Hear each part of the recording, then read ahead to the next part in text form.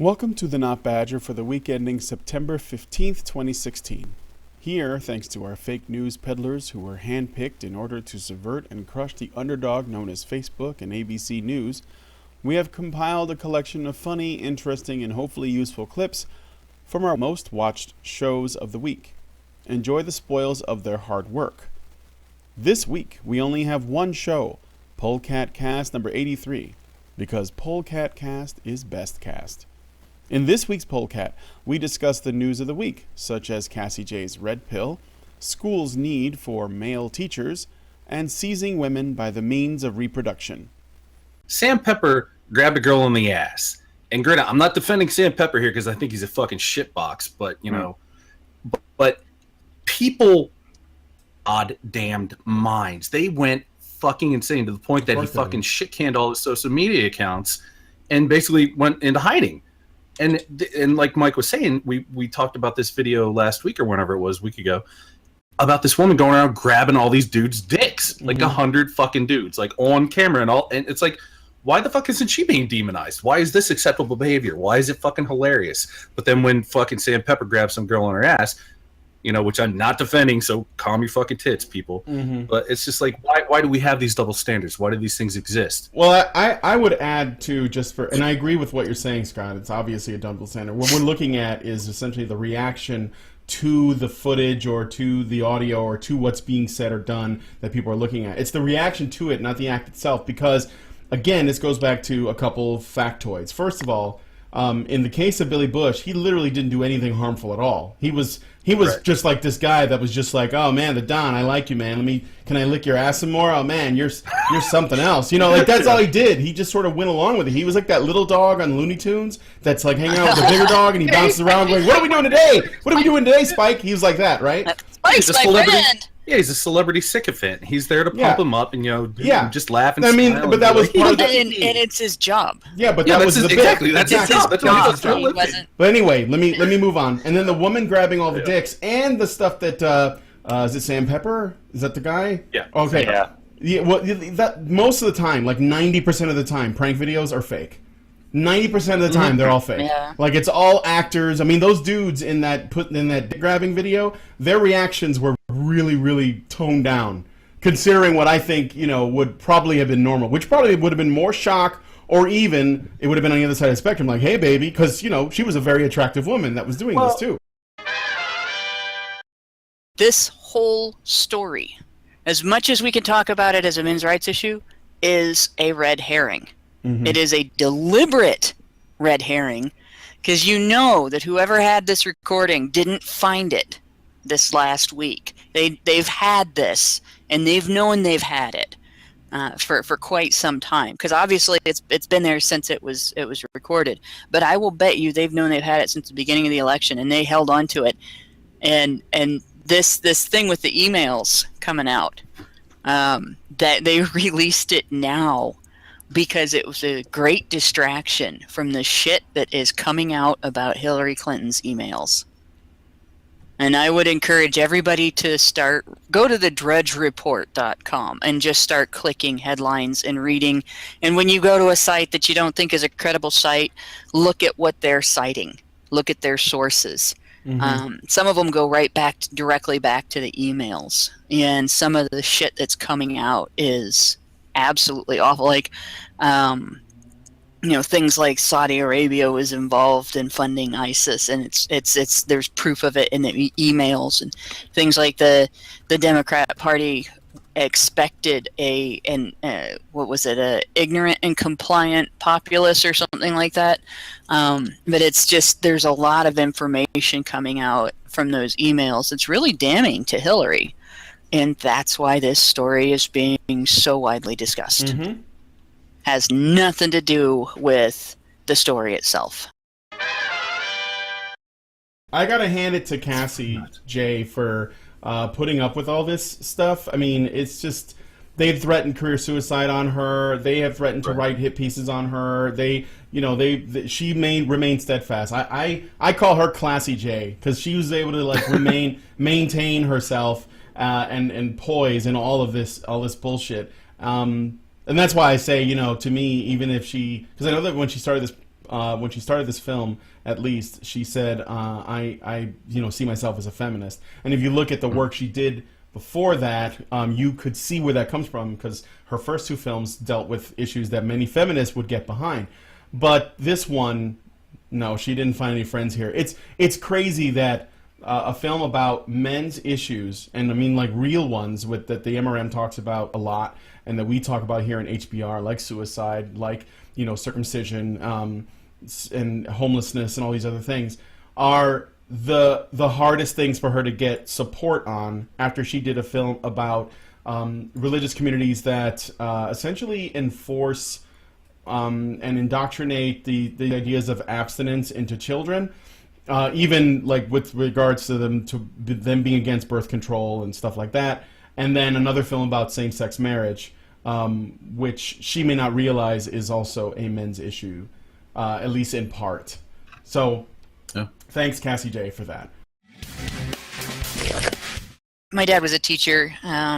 He's retired now, but I mean he taught for 30 years or so, and he went from, like, back in the 70s when he was a teacher, he was as engaged with all of the students as the female teachers were, with no worries, no nothing. He just did his job. He cared about the students. He did the things that you see, the great male teachers in movies about great male teachers do. And when I say that, I'm not just bragging. I have had students of his tell me that my dad saved their life. This is just the way he is. He is 100% mentor, and that's why he went into teaching. And as time progressed through the late 70s into the 80s and the 90s and everything, there were many things as a teacher that he had to give up doing for the students.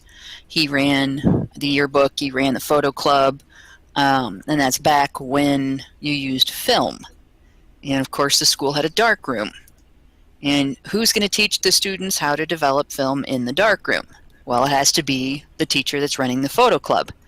Well, he got to the point where he wasn't really comfortable being in the dark room with the students, because that put him in a position where he could be accused of something. And at first, it was a thing of, don't go in there with the girls, because somebody could make an accusation.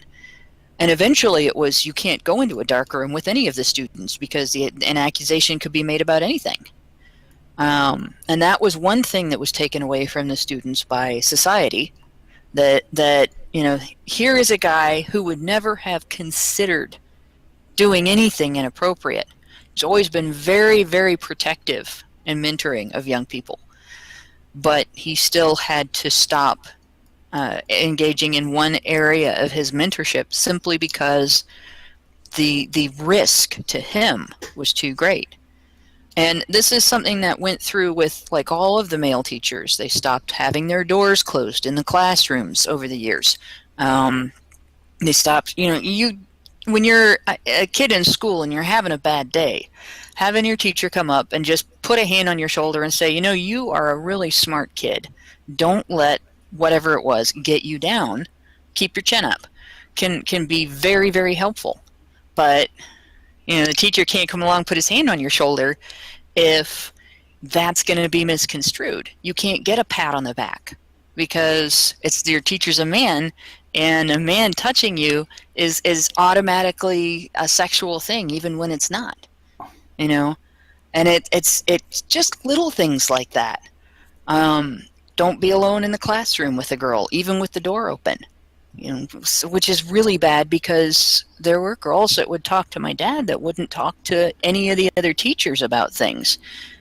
And there were probably girls that ended up not getting to talk to anybody, because the men they were comfortable with, who would give them advice instead of just patting them on the hand and saying, "Oh, you poor thing," they couldn't be alone with them. And that's what happened with teachers, with male teachers in the United States over my dad's career. And at some point, it got to the point where they were considered not right being there. And it was like, well, the females are more qualified to do this job. You're not as qualified because you're a man and you don't know anything about kids. like You know what, Amy? dads, you know, and but you don't know anything about kids. It seems that in Spain, from what I heard from Cucurio, is one of our artists, and he also makes the Gamergate Life comic, which you guys may have heard of. He said that Spain is really, really feminist. Mainly Europe in general, in his opinion, and it's very hard to get like men's issues even discussed, much less addressed. So this is Spain actually labels they don't have domestic violence. They only have violence against women. Yeah. But I can tell you that they are working on obtaining funding, and I know they're going to be going. It looks like they're going to go directly through PayPal. And I'm trying to find out more information and everything, but I think that this calls for the same thing that the Red Pill needed. This needs a community that is against censorship, regardless of what's being censored, to come out and help fund it so that it gets made and it sees the light of day. Because what they've got is anytime they try to do anything, funding or anything like that, feminists are mass reporting it to get it taken down, and I think they won't be able to do it if it gets funded this way.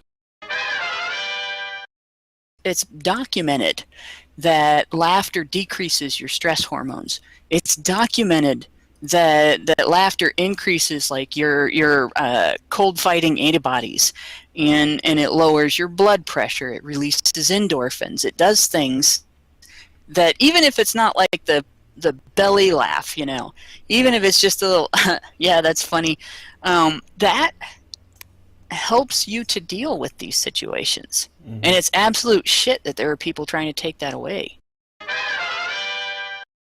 I actually would encourage people to push their boundaries of their fears. And not so much of, go sit in the middle of a crowd if you're terrified of crowds. But little by little, you should push at the boundary of that fear. And it's something I've seen Allison do. It's something that in order to do this, I've had to do it because I get terrible stage fright. And for a long time, I had to not watch the chat. I had to, pretend I was just having a conversation with some people on Skype or on the phone, and not think about the fact that there was even an audience. And there's a reason why there's a big stretch of time between my one video on consent that went sort of semi-viral, not real viral, thank God, and the next video I made. It took me a while to screw up the courage to do another one. And it wasn't from criticism, it wasn't from people saying nasty things or fear that someone was going to come to my house or anything like that. It was nothing reasonable or rational or, no, it was just, holy shit, that many people saw my video. And this is why they call it the difficult second album. Yeah. And it's like, you got to do it. It's like getting into the water when the swimming pool is going to be freezing cold, but it's 98 degrees out, and you'll feel better if you cool off. And it's, I don't know, you just do it. You do it a little bit at a time. You do it the same way that Allison started getting involved in social activities and more in the movement, even though, crowds bothered her and sometimes just being outside bothered her. And the way I ran cross-country races in high school, even though it was, a life-threatening experience every time I did it. And it's just one of those things. You have to have that fight in you in order to survive other things that take place in your life. And the minute that you give something that degree of power, I can't because X. I can't video because people will watch. I can't go out to men's rights conventions because it's out of my comfort zone. I can't, or because I've got flashbacks to some terrible thing that happened years ago, and trauma. I never would have learned to drive if I had not fought that. after an experience as a kid that was horrible. And you just have to be able to do that, and it's something that we handle as a society, I think, exactly the wrong way. We coddle people at times when we should be taking them by the hand and pulling them forward. And we say, oh, you don't have to do that. You don't have to deal with that. You don't have to see that. You don't have to experience that. I'll take care of it. When in reality, having them go out in the sun, or having them, jump into that cold water, get behind the wheel of a car after seeing somebody they love almost die in an accident, it's not about eliminating the fear. It's about eliminating the handicap that the fear causes. And it's about learning, like, courage has nothing to do with being unafraid. There is not a single courageous person on the planet who is unafraid.